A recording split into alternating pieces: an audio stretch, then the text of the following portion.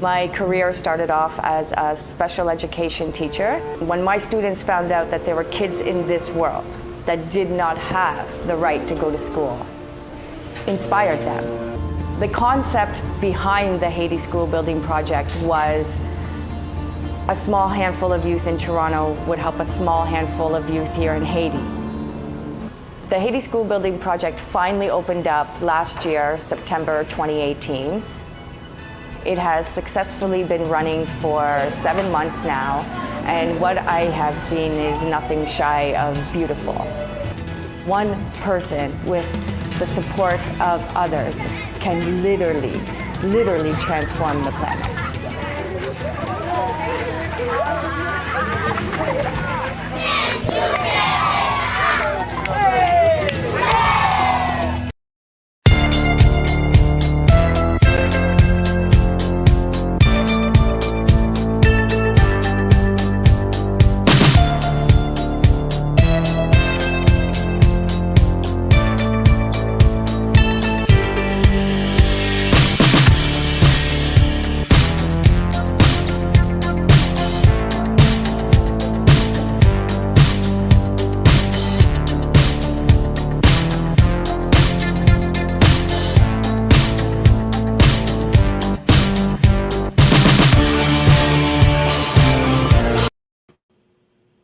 Hello.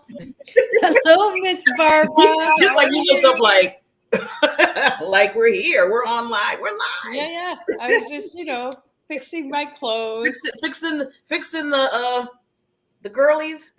My mother used ladies. The ladies. When I used to say the ladies, I was like, okay. I said, what ladies? I used to say, Mom, what ladies you have? She said, I was like, oh, okay.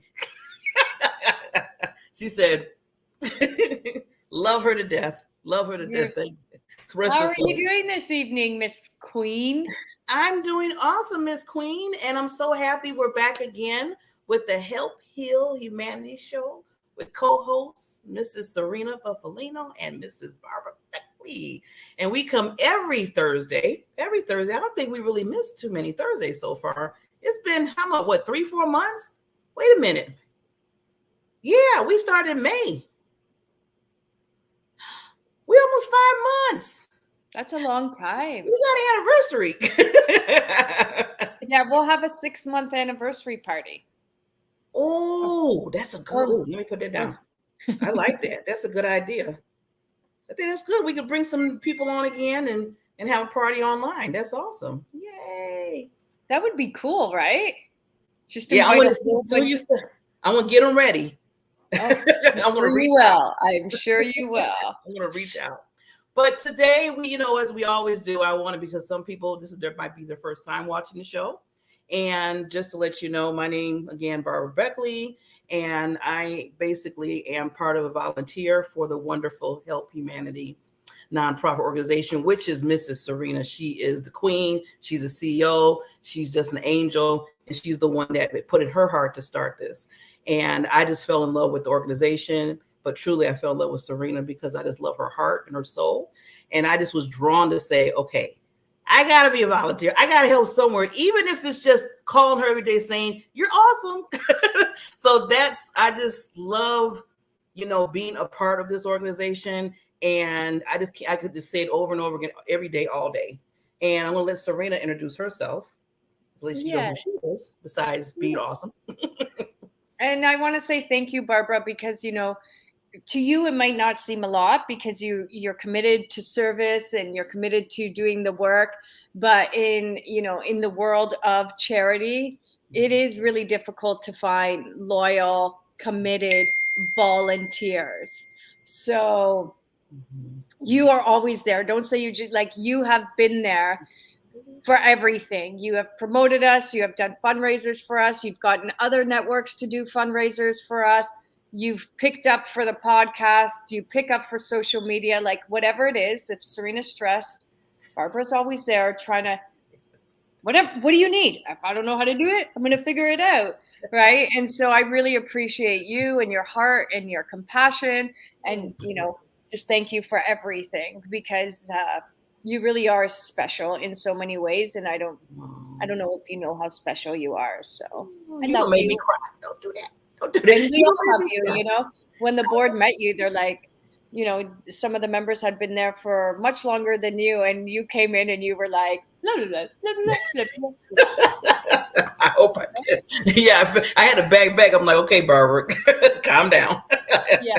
But no, I love all the board members and you and what we're doing. And that just touches my heart. You just don't know how much it touches my heart. I know every day we're working, we're doing things, we're texting each other, we're trying to make things, move.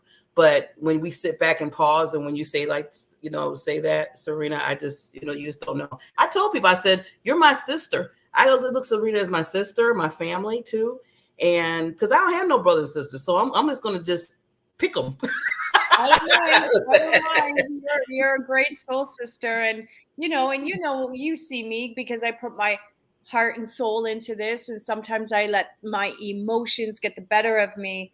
And I think it's just because I've never really understood the concept of like clear throat cutting people and businesses. And, I don't get that.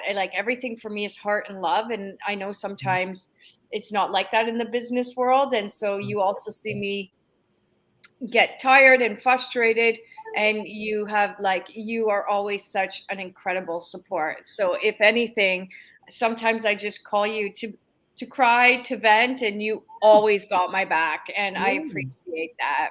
Yeah, and that's what it's all about. So, it's funny because now you're going to talk, because the first half, like I tell people, just to explain, we talk more about, nonprofit organizations, how they work, operate. Serena being the CEO for a long time, she's given us tips and little things that we can think about if you're thinking about starting a nonprofit or a foundation. And you're kind of going into what I wanted to talk about a little bit tonight before we bring on our spotlight guest nonprofit tonight, is understanding about the ups and downs. And I wanted to, I know you're like, okay, how much time we have, right? The ups and downs. And I want you to pull the curtain back a little bit, Serena, because I just feel like everything's not going to be rosy, but that's okay. That's okay, because that's just life. I mean, in our own lives, personal lives, we got the ups and downs. So I just wanted you to kind of just share, and then how you like you said, handled it when it comes to being over a nonprofit and the day-to-day, and how you deal with those flows. Yeah, most definitely. It's quite funny that you say that, because lately my vocabulary has been, I'm riding a roller coaster that I don't really want to be on right now.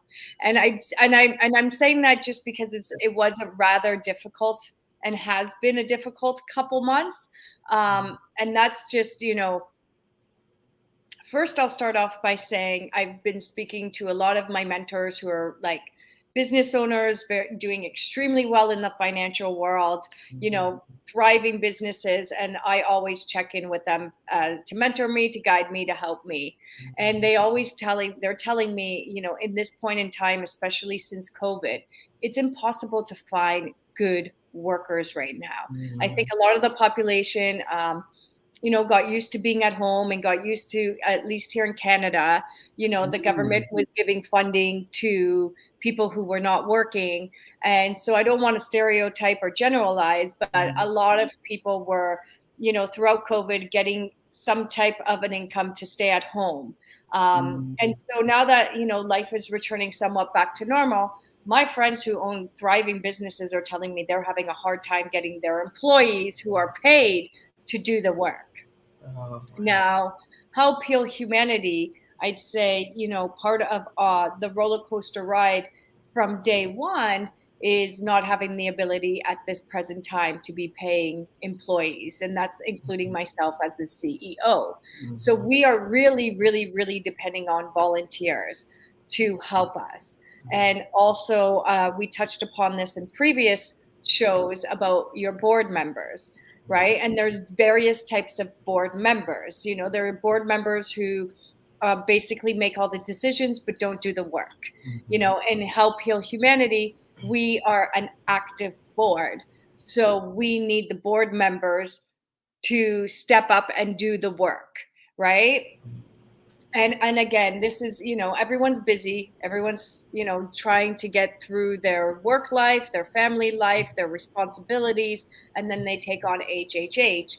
And as a volunteer-based charity, we kind of expect a lot from our volunteers, because our volunteers and our board members, they make up the charity. Although I'd like to say I'm the CEO and the founder and I make all the decisions, that's absolutely not true. When you have a charity, when you have a board of directors, your board of directors make the decisions, and I am just there to hopefully oversee that stuff is happening.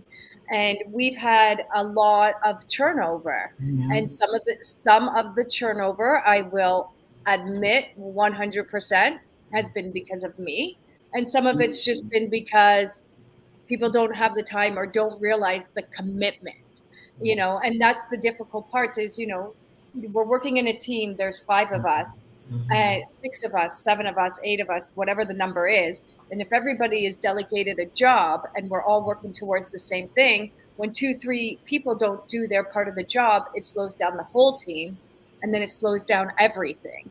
And so that, that to me is the hardest part. And of course, the roller coaster ride of fundraising, especially during these times. So it's been a lot, but go ahead. Yes. No. I was just, I'm going to stop. Just want to pause for a second to get back to what you said about volunteers and the board and the highs and lows of that, where you're going to go through turnover even more so than just having like a regular job or organization that they're paying people. You're going to have that turnover more because, like you said, it is volunteer. So at any point in time, they can volunteer for 2 or 3 days. The 4th day, they might turn around and say, "Hey, Serena, you know what?" You'll be like, "What? I'm done." And then they can, and then that's it. And then you're like, "Ooh, okay, that project is, So, learning, and I've been working with you. I think it's been maybe 3 months or 4 months now that I think I've been coming in, after I came in and said, I just want to help it where I can. Yeah. I've been seeing that. Yeah. And learning how I had to give you, I'm commending you right now of how to handle that in the midst of trying to do this campaign that we're doing. That we're needed for the children to go back to school, and and doing all the different events you're thinking about, and then trying to look to fundraisers and how to any way in top of thinking about your board and your volunteers and make sure that they're sticking and they're okay and they're happy and they're going to do what they need to do. So, but I have to say, you have to have a lot of different hats on as being, like you said, that overseer. Yeah.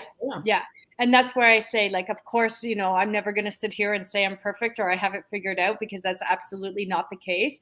So I can admit where I do wrong and where I've made my mistakes. But the one thing that I know for sure as a leader is I'm very loyal, I'm very committed, and I'm super determined. And what I think sometimes what I need to understand is that most people are never going to have the work ethic that I do or the drive that I do, because I've been on the grounds for so many years and I've seen the work and I see the results.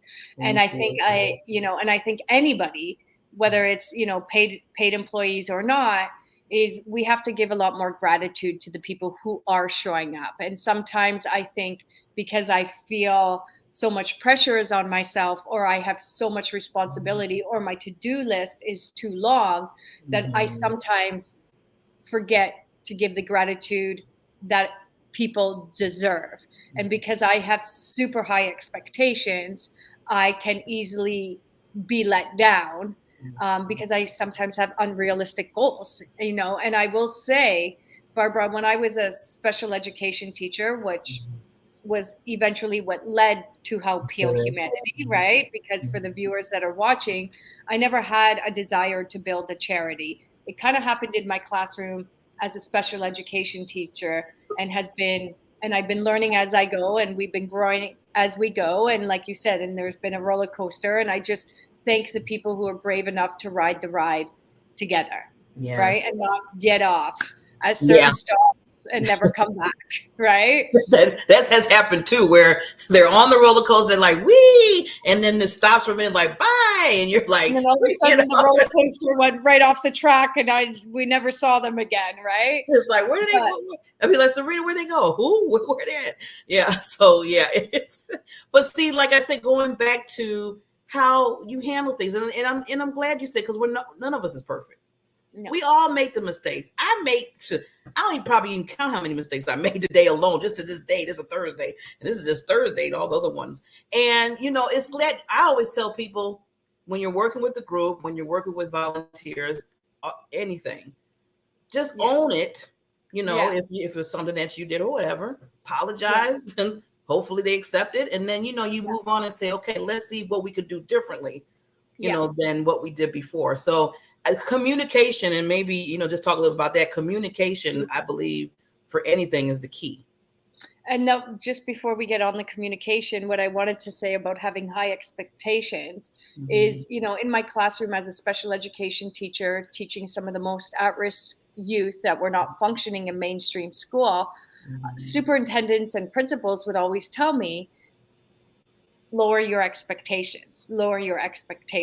And I used to get so upset, because I would say, like, I'm not lowering my expectations. I will deliver my message in multiple ways until they understand it, because I am not demeaning a person's worth and or capability, right? And so I always have the high expectations, because I really do believe that with hard work and determination, we can achieve anything. It's, having the belief in yourself and putting in the work.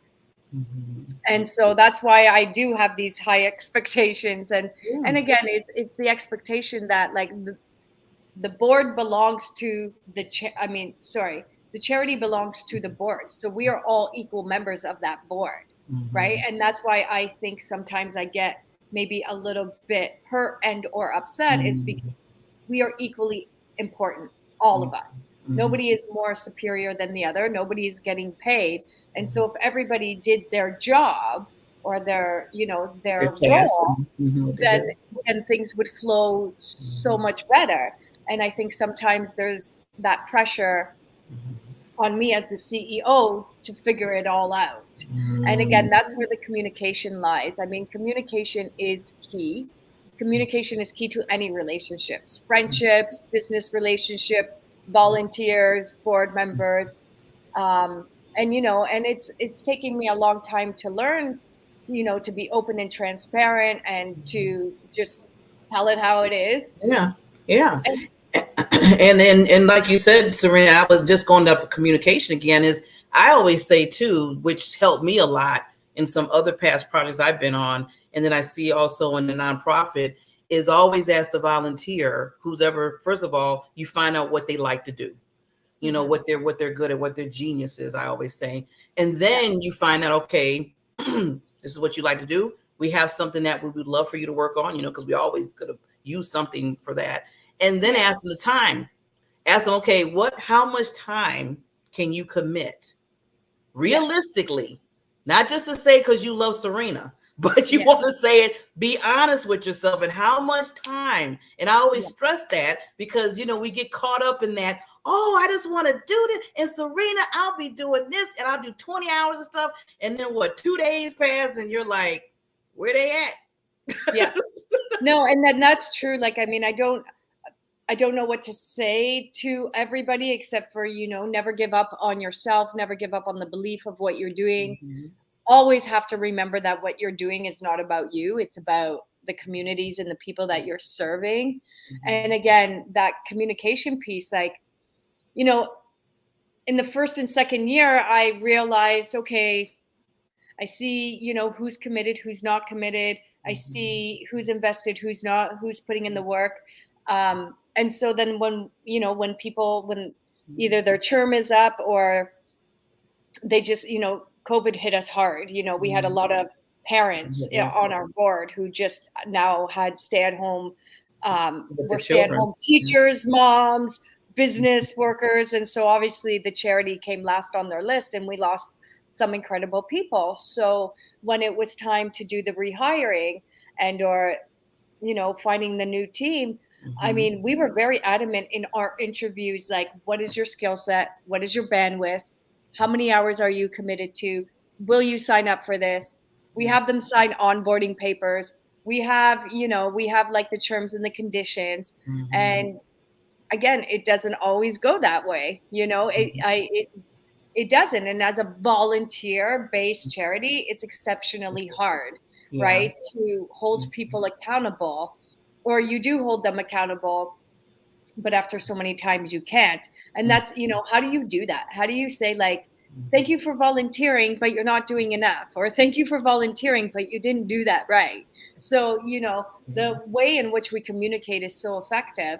And again, when it's a volunteer-based situation, it's extra cautious in how you approach that situation, because they're just there giving their time and their energy. And if they're not enjoying the flow and the process of giving their time and energy, they're going to say, I'm not doing this. Like, this is too much work. Yeah. So, that's why I always, and people always say, choose your board wisely. Right. I'm glad you got one of the key points. I wanted you to bring that out because it is very important. And the thing add to that about choose your board wisely is make sure not just the board, but the volunteers, anybody that's helping, has a buy-in on what the ultimate goal is. Yeah. And then I'm going to use a prime example of this. And I know you know this already, Serena, that if you don't believe, I don't care if you're a volunteer or not a volunteer, if you don't believe what the person or the organization is trying to do, then it's going to be a little difficult for you to start, being accountable for certain things that's going on. And don't do it just because of a person. And I'm using that example because I had a problem just 2 months ago where I'm part of another organization, and I needed an officer, to fill an officer's role. And they were like, I told them, everybody about it. And they were like, oh, Barbara, yes, I'll do it. Yes. And everything. Yeah, I want to do it. Yay. I'm like, oh, wonderful. So I'm like, oh, it is a volunteer too. And then after a month, even before we started the new term, they said, you know what? I really was doing this, to be honest with you, Barbara, for you, because I love you. I appreciate you so much. And I know you needed the help, but I don't think this is going to work because I'm seeing this. And I was like, and I said, you know what? This is a lesson learned for both of us. And that's what I told them when I communicated. I said, the lesson is never do something just for that individual. Yeah. Do it because you truly believe in what you're doing. Yeah. Because then any little excuse will do after that. Yeah. If so I always tell people, you know what? You love me by loving me, be true and say, no, I'm not going to do it. If you're really not going to do it. I think, Barbara, you've heard me say in some of the meetings, like, I will have more respect for you if you authentically say, I'm not available and I can't do this, than put your name beside something and not do it. Yes.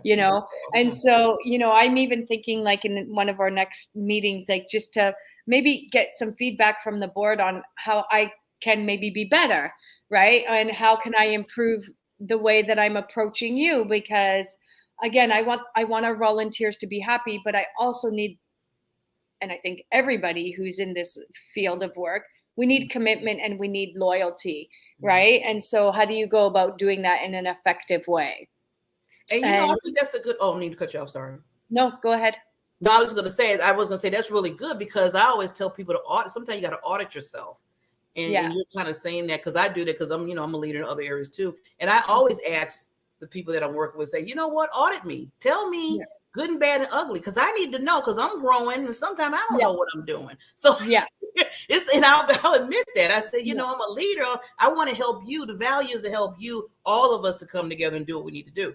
But if I'm doing something wrong, then let me know, and that's good to say that. And then us as leaders, you're a leader. You got to take it in and say, okay, I want to hear everything, and don't take it personal, and don't take it personal.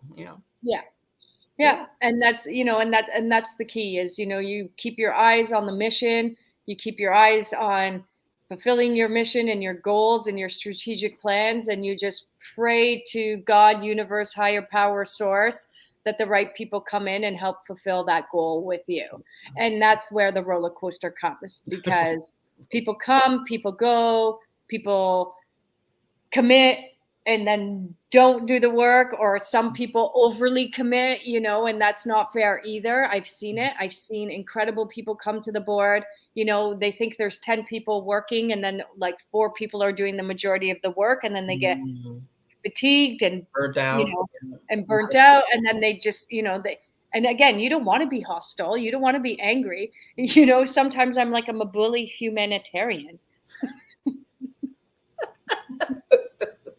Sorry. Right? because again, I want to hold everybody, like when I see your resumes and when I hear you speak and I see what you're able to produce, and then I want you to produce that for our charity, and then it doesn't happen, I get upset about it, and that I shouldn't. I really shouldn't, I should appreciate and love everyone. So it's a learning process for all of us. Yeah. And I think that's what it comes down to, is who's committed to go for the ride with you, because especially in this day and age and what's happening in our world right now, charity is like the last thing on people's mind. And that's, And that's it. People can't commit to even, finding enough maybe resources for food, to pay bills, for safe living, for maybe even a little bit of a social life. So if you don't have the bare minimals and you're not really able to thrive, how are you going to give to charity? So it's a bit of a hustle. It's a constant hustle. I mean, I'm a little bit shocked right now, as you mentioned earlier, and we can close here because I know our guests coming on. We're going to bring our wonderful nonprofit spotlight guests on in a second here. But I just wanted to close out our conversation by saying that, no matter what, overall, it's very refreshing to be part of a nonprofit, because I always say world changers. You hear me say that a lot, that we are anything that you do. I don't care what, even if you're just, organizing something, or even if you're just, setting the time for the meeting, for the nonprofit board meeting, whatever. Yeah. Everything that you do is meant for something great in what you're doing. Yeah. So I always want to tell people, whatever you do is appreciated. Yeah. And when it comes and I mean, it's you're doing it with extreme purpose. And I've learned this only through my own story, but I would have never, even to this day, believe it if I didn't experience how every little thing counts. Like literally every little thing makes a big difference, and every little step just allows us to grow and keep our momentum. And we're doing our $100,000 campaign very quickly, and this is the first year I can say it's been harder than ever to get the donations, like much harder than ever. And that that's scary, but we just keep going. We're going to keep going, keep believing, keep pushing on. Yes. So with that, we're going to bring on, I want to make sure I introduce our next guest, and then we're going to have a little love for our sponsor, and then we're going to have her come on. So Mrs. Trish Shellabert, she is the nonprofit. She serves as deployed military, ensuring everyone receives, and cut off my miraculous.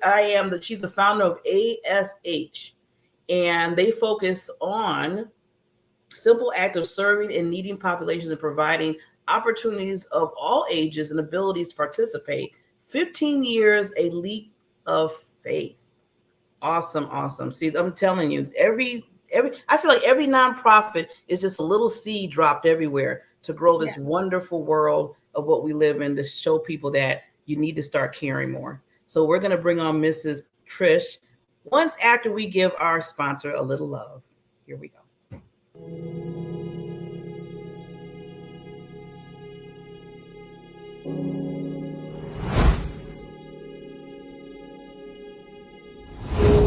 And although it may seem a little mundane, packing up boxes and being on the assembly line, what we're really doing is putting in hundreds of hours into the people on the streets who need us.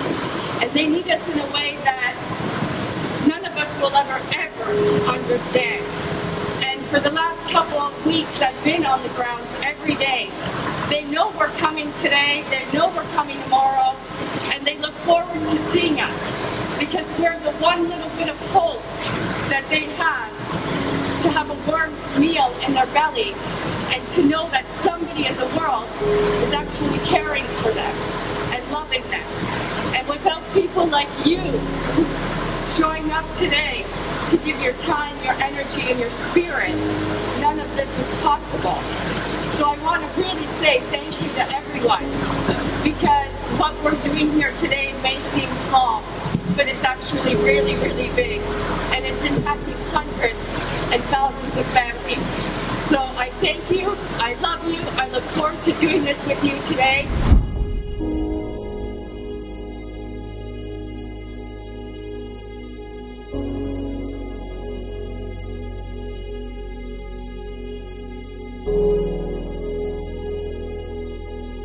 My name is Serena Bufalino, and I am the founder of Help Heal Humanity.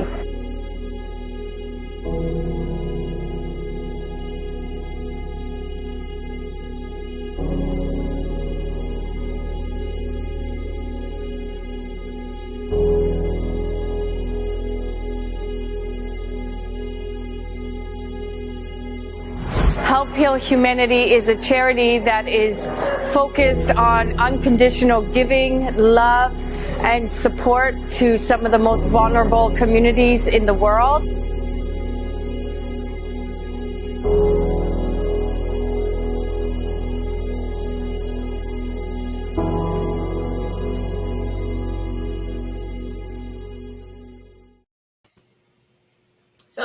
Hello, wonderful Trish.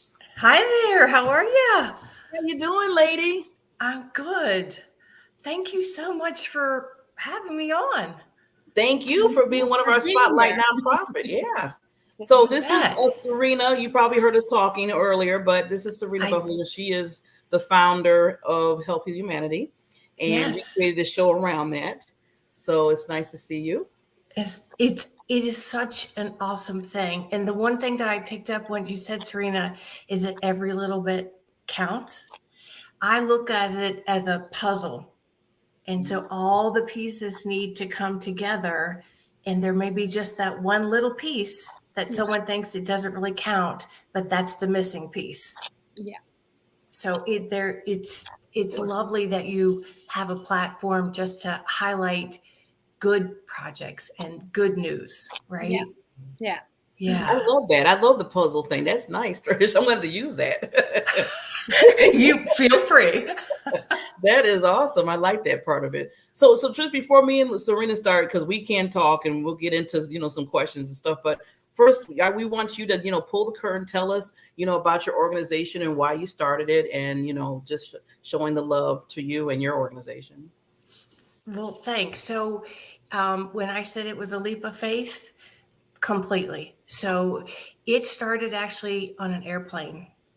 So I was in Dallas, Texas, trying to fly to Philadelphia, and there's storms going through the area. And so the airport had been shut down, and all the standby lines are growing, and they're growing. They actually asked if I'd be willing to get off the flight, and I declined. At that time, our children were really young, and I knew if I did not go home, I probably shouldn't go home. You know what I mean? So, and earlier in that week, I had changed my seat on this flight. Okay, so 3.5 hours late, we finally board on this flight, and there's one empty seat on this overbooked flight. And it happened to be next to me. So I am by the window, the middle seat's empty, and next to me is this young man who reminded me very much of Opie on the Andy Griffith Show. You know who I'm talking about? No, I know you did, Serena. Ron Howard, a really young Ron Howard. Yeah. He was really short hair, fair skin, very polite. He was, had great manners. We put ourselves in the middle seat, and then we started talking. And pretty early on, I noticed that his hands were a mess. So the top parts were sunburned, and his palms had these like quarter-size whelps. They were so painful. And so I got him hand cream, something so small, right? And because that middle seat was empty, we talked. And he shared that he was attending Auburn University on an ROTC scholarship. His number had been called. They were in Fort Hood, Texas, training, trying to get acclimated to the heat, hence his hands. And he was on his way to Iraq at 19. Wow. And he shared, he said, I am faithful. He said, I'm third generation military. So I understand as much as I can understand as a 19-year-old. I get it. He said, I'm not afraid of dying. He said, but what I'm afraid of is the sun and the heat. And he holds up his hands and he said, I can't handle Texas. How am I going to handle Iraq? Wow. So I said, I'll take care of you. I'll send you stuff. And he said to me, which is why 15 years later, we're still doing this. This is what he says, this 19-year-old, okay? he said, I appreciate that. He said, but I can't accept something from you knowing that not everyone's going to get a mail call. Oh. And I said, okay, so how many's in your unit? And he said 177. And I thought, yeah. Well, I'm not going to say what I thought, but I said, you know, I have no idea how this is going to happen. But I promise you that it will. I promise you that I will take care of your unit. I don't come from a military background. The language, the jargon, it's all new. Mm-hmm. So I came home and I shared with my husband what I committed to. And his first response was, I think I need to travel with you next time. No traveling alone. Yeah. And then he said, okay, let's go. Let's get busy. And so I told everyone I knew, I said, you got to help me keep this promise to this young man. Wow. What a good story. Hang on a minute. Thanksgiving Day, 2007, I get an email from him. And he said, today is the best day in Iraq. He said, I got to be Santa Claus. And I handed out a care package because we individually wrapped it. We want it to be a gift. So, and everyone got a gift. Mm-hmm. And he said, you have to know that they're old grown men, meaning my age, crying because they had never received a mail call. Oh, wow. So it was a group from Alabama. They left Alabama in March, and now it's November, and they hadn't received a card. They had received nothing. Wow. And I thought, okay, so we did it again. And then the word got out, and then it was that domino. And we just kept going with it. And in 2013, another gentleman from Fort Hood, Texas, I don't know about these Texas men, he said, you know, I hear you send care packages. Could you help us? And I said, how many is in your unit? And he said, oh, honey, with this real thick accent, you better sit down. And so I sat down, and he said, it's a battalion of 800. Wow. Oh, wow. Oh, wow. And so I said, you know, I can't commit to that. And so I went back to all those people, all those volunteers, all those people that made a donation. And I said, what do you think? And they said, with God, all things are possible. Don't worry how. Let's just get going. The need's there. Yeah. You have the contact. Let's just get going. And so I thought at that point that was going to be the end because my mind couldn't think of anything bigger. But my faith says there's much bigger out there. And so that's when we became an official 501c3. And so to date, we've sent over 20,000 individually wrapped care packages. Wow. And that's absolutely incredible. And congratulations. Thank you. And I love that, you know. Oh my God. Not knowing how it's going to happen, but having the faith and the trust and sharing your story, and then organically it formed is a beautiful story. I'm curious to know what is in your care packages. Sure. So we use products that are made in America. I think that's important. And so we have partnered with a couple of companies, Badger Balm, and it's a family-owned business in New Hampshire, and O'Keefe's, which was bought by Gorilla Glue. So they give us a discount on the products. So we send hand cream because that's where it all started. An SPF, a lip balm that has SPF. We send a star, which I can't believe I don't even have one in my desk. But so what we do is we get retired flags and we cut out the star. We put it in with a card, and on that card it says, I used to fly on an American flag. I can no longer fly because the sun and wind have caused me to become torn and tattered. Please carry this as a reminder you're not forgotten. So every care package gets that. Right. It gets a handwritten letter from someone. So we get letters from all over the country from people of all ages and abilities. And then hard candy because we all love candy, right? Yeah. And then that gets tied with tissue paper and a ribbon, and I make sure that ribbon is curled. So, when you get a gift and that ribbon's curled, they went that extra, just that extra step. A little, yeah. I want them to know that this is a gift and this gift is for them. Yeah. Yes. Wow. So now, Trish, is that why it's called a soldier's hands? Because how it started?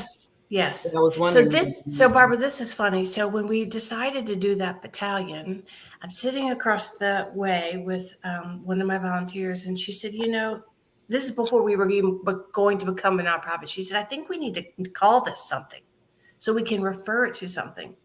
And I'm working, and I said, okay. She said, what about a soldier's hands? It started with Mark's hands. And I said, okay. And that was as much thought. Yeah. But it fits. Yeah. Yeah. To the story. Yes. Yeah. I love it. Yes. I love it. And it is that simple. Like, for myself, again, I'm a teacher. My students challenged me to help kids in the world that were suffering greater than they were. Right. And it's like, I had no idea what I was doing. I didn't know how to do it, but I just wanted to role model to them that we can do anything. And then it just takes off, and when it takes off and it happens, I think it happens organically. You take the first step and things start to come and people start to provide. And then, you make it work. And I commend you. I love the care packages. Well, and when I talked about the puzzle, when you typically do a puzzle, you do it from the outside, right? You do the edges and then you work in. The soldier's hands has been the total opposite. We're just getting pieces, we're putting them together, and we're kind of working from the center out. And so we have to trust that next piece is going to fall into place. How many, like, I'm a little bit clueless. Like, how many soldiers are in the field?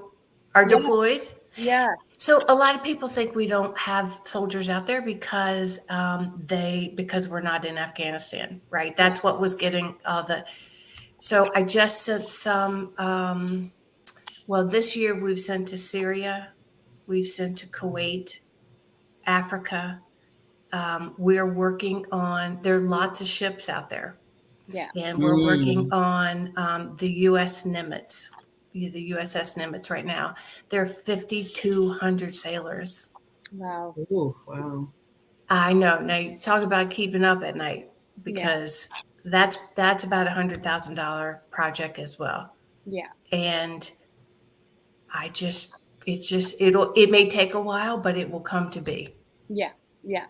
And do you do the majority of your fundraising through personal donors or businesses or events, or is it a combination of every little thing?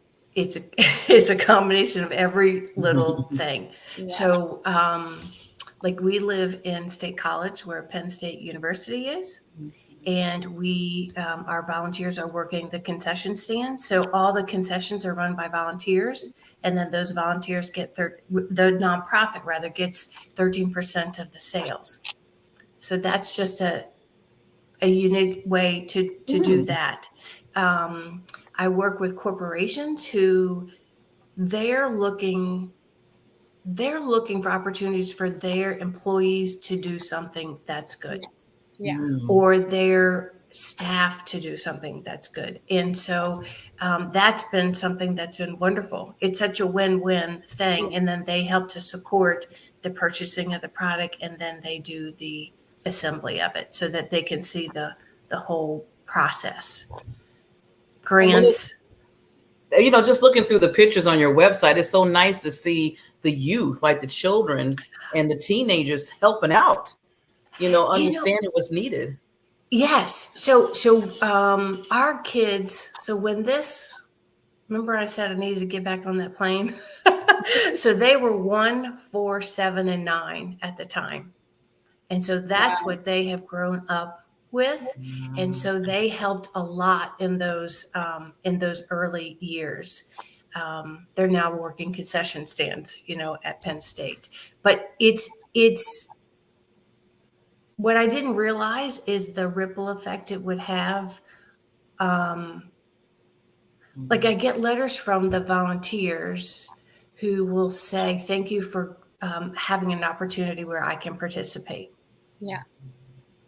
It's like that always at Help Heal Humanity too. I think because this has been my life for 20 years, I forget how impactful it is. And when you bring the volunteers out there and the volunteers just look at you and they're like, how much it's opened up their hearts, their mind, their spirits to something that they never really thought was a thing. And, and I always say, and I'm sure you're going to agree with this, is that we as the givers get more out of this than the receivers. Not that the receivers don't appreciate the gifts and the gratitude towards the work that we're doing for them, but to know that we were part of something that impacted somebody else positively, it leaves such a positive, feel good impression upon us that it makes you want to do it more and more and more. And that's why I wish the whole world would get a chance or an opportunity to actually put themselves in service. Because So my belief is that people want to do that. Yeah. They just don't know how to. Like, they don't want to do what we're doing and run something. Yeah. Heck, I don't want to run it. But that's just what happened, right? And I wasn't going to not follow through on my promise. And then, so I think it's our responsibility to also give them the opportunity and show them how to do that, and show them how, writing a letter, something that's really simple, that it's not costing any money. It's really not even costing a whole lot of time, but how that may be the only letter that soldier or sailor will receive.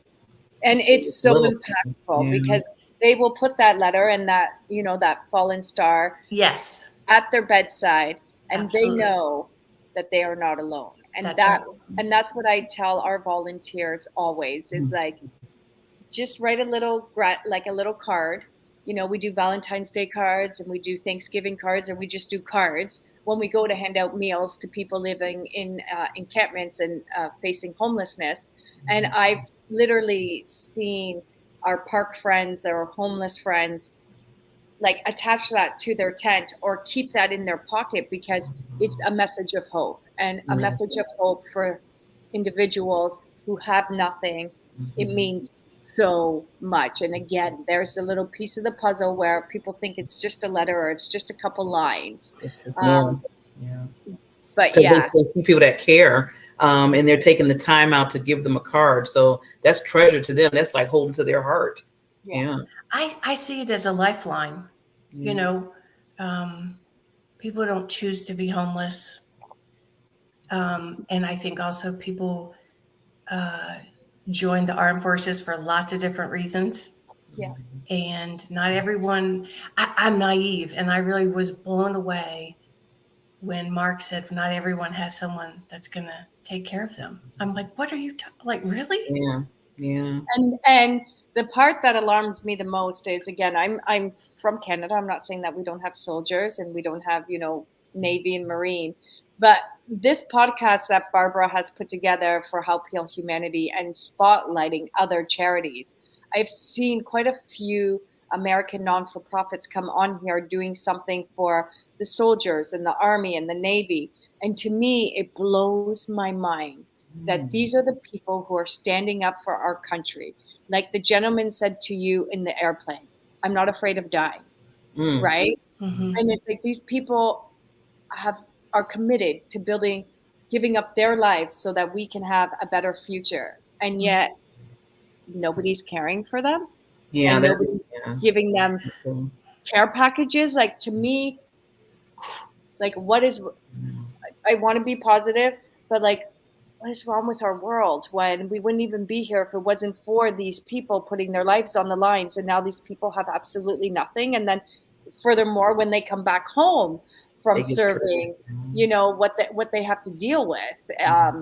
It's just, I've been learning this through our podcast, and it's eye-opening to me. It's sad, but then again, grateful to people like you who make sure that these people have voices, to make sure that these people are not being ignored, and giving them something as simple as a care package, literally changing their outlook on humanity. You said that, yeah. I mean, it's so, like you said, Trish, I'm sorry, but I just wanted to say that, just give you the honor, and even you and Serena, that, you see the need and you're doing something about it. It's so easy just to have ideas and thoughts and say, oh, this needs to be done. Oh, well. And then once it comes to the work and saying, okay, let's put something together, let's come together. Well, and then they start doing second guessing. But when you take it and you put it, I always say putting feet to it, like, moving in that area of the nonprofits that you create, that it gives awareness, first of all, to everybody. Just like Serena says, she didn't even really fathom that until she started seeing these nonprofits come on about, a lot of military helping them out. And I feel like when you're aware of something, there's no more excuses to a certain extent. It's like, okay, we made you aware. We showed you what's going on. We show you what the need is. Now you have to make that determination on how you want to fit in that category. So that's why I love this show so much, because not only help humanity showing what we do, but then also what you're doing, Trish, and others. Because some people come to me when they watch the show and they're like, I didn't know there was a nonprofit organization, or I didn't even know that we needed a nonprofit organization to do what Trish does. Yeah. So Trish, how do I mean, I know at one point we're going to give you a minute all on your own to and let our audience know, but I'm just curious, like, what are the best ways? Is it monetary value or donation? Is it actually sending products to a certain location? Like, what are the different ways that people can get involved in your charity, and what would be the way they go about doing that? So the most cost-effective way is actually cash that we can then leverage to purchase this in bulk and get a reduced price.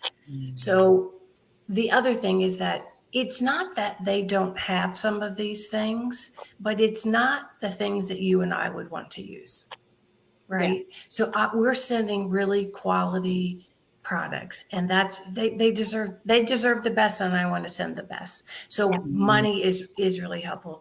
Write letters to share this with your schools and get your school age children. Veterans Day is coming up in November, and have this be a project and have their letters come to us. So the USS Nimitz is 5,200. That's 5,200 letters. Save flags. If you see retired flags, save them, and we will repurpose them. You started, Barbara, earlier talking about planting seeds. That's why I wanted to come onto this, is to plant the seeds, and that I know my faith is that something great will come from it. I don't know what it will be, and I don't know when it will be, but I know something good will happen. And so tell share this story, share our website, let other people know that this is what we're doing. And we really would like to start chapters in other parts of the country. We're kind of trying to figure that out. And who knows, maybe someone may say that that's me. I'll start it in Minnesota. Yes. Oh, that'd be one. Yeah. So what we do, Trish, is what we do is we kind of take ourselves down for like 30 seconds, and we just want you to give any last thoughts that you want them to know about your organization. I always keep, how they can contact you by your website, but just some thoughts that you want to give, and then we'll be back up to close out. So we'll be right back. Okay. So when the group Mark's unit came back to Fort Dix, New Jersey, I had the opportunity to see all of the 177 people that were in that group that we sent care packages to. And they stood in line thanking me for the care packages.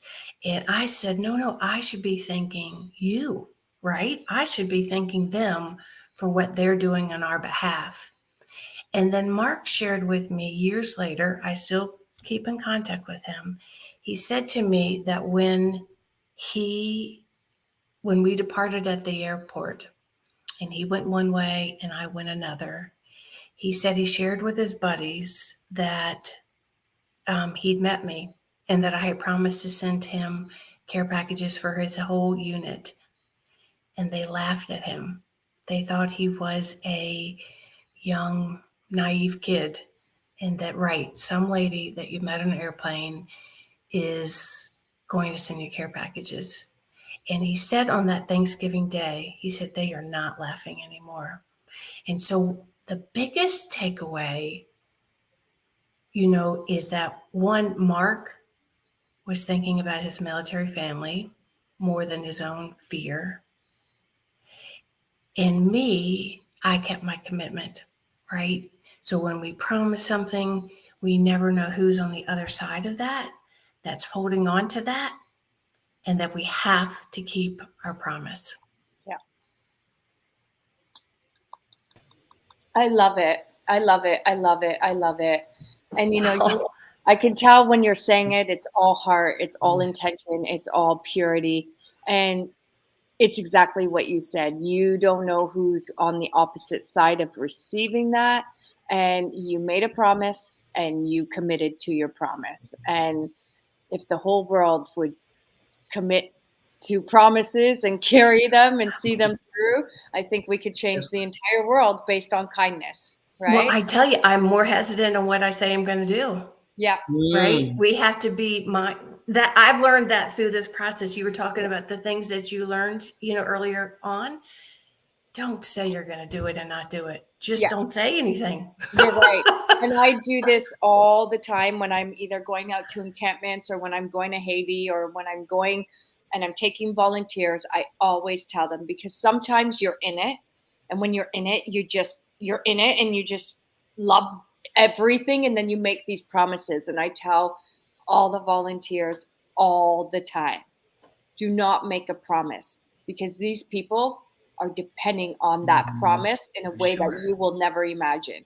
Absolutely. So yes, if you're going to say something, make sure you follow through.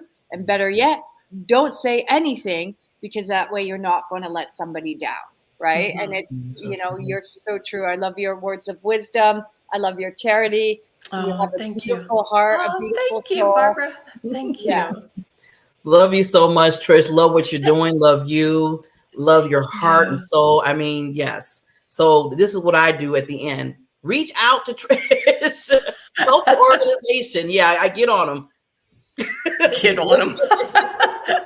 And don't be excuse. Well, I didn't know how to reach Trish. Well, you know me and you know Serena, so you can always come through us. But as a whole, I look at us as a family, because we're all world changers.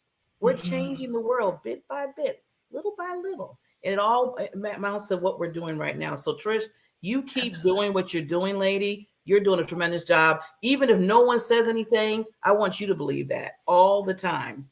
All the time. I tell Serena that all the time. I'm like, I don't care what anybody else says. You are awesome. You're doing a wonderful job. And people are, looking for you to say thank you for helping me, for helping the soldiers, for helping the children, anybody that's in the community. So thank you, Trish. We appreciate you. Thank you. Good to meet both of you. Nice to meet you. And you're always welcome to come back. I always want to do that. Me and Serena always want to welcome back our nonprofits. If there's anything, that we can do on our end just to help a little bit, you're welcome to come back and, talk about other things that you're doing in the organization. Okay. Super. Thank you. Thank you. We'll see everybody next week. And remember, people need you, because not just what you're doing, but what you're doing for others. It is helping an individual in the world. Take care. Today, over 1 billion children in the world live in poverty. At Help Heal Humanity, our goal is to connect children in need with people like you who want to make a difference. Our student sponsorship program helps provide children with the necessities for a healthy and successful start to life. When you sponsor a student, you're not only giving them the gift of education, you're giving them the best chance for a brighter future. 100% of your donation supports the tuition fees, uniforms, textbook, and school supplies needed to thrive in a safe and healthy learning environment. Sponsor a student now and be the catalyst for their brighter future.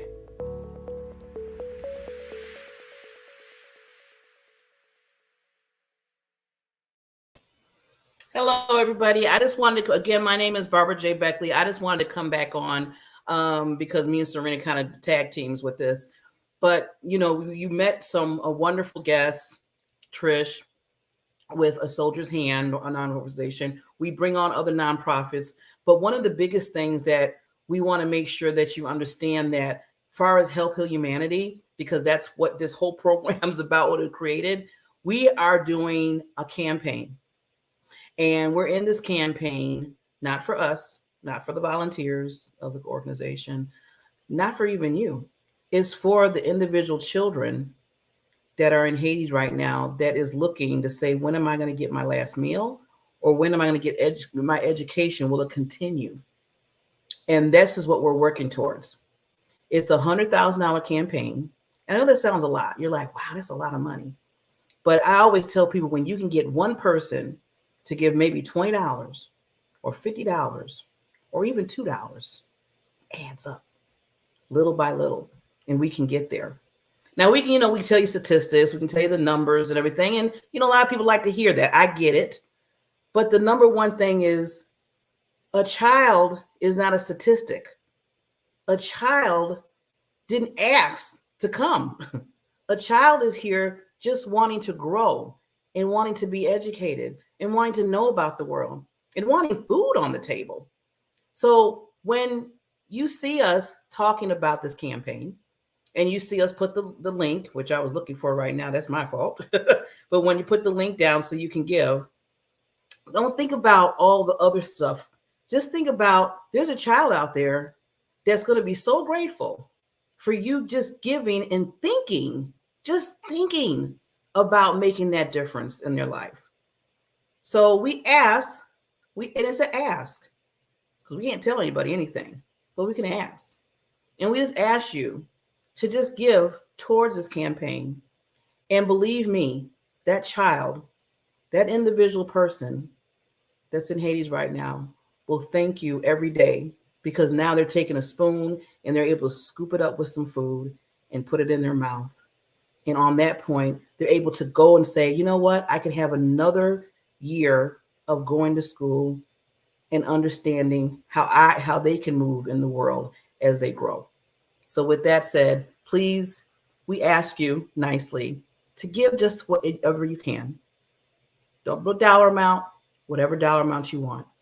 With that said, you'll see us again next Thursday, every Thursday night at 9:00 Eastern Time, 8:00 Central Time. And I always tell everybody else, figure out all the other time zones. Those are the main two that I always want to say. And with that said, we'll see you next week. Have a wonderful, in the U.S., I think it's celebrate all over. I got to check that. Labor Day is on Monday. So I know a lot of everybody's kind of out and doing their thing. But just enjoy yourselves. Do some self-care, and remember, always remember that your heart, when you give to others, is doing so much, so very much for them. Take care.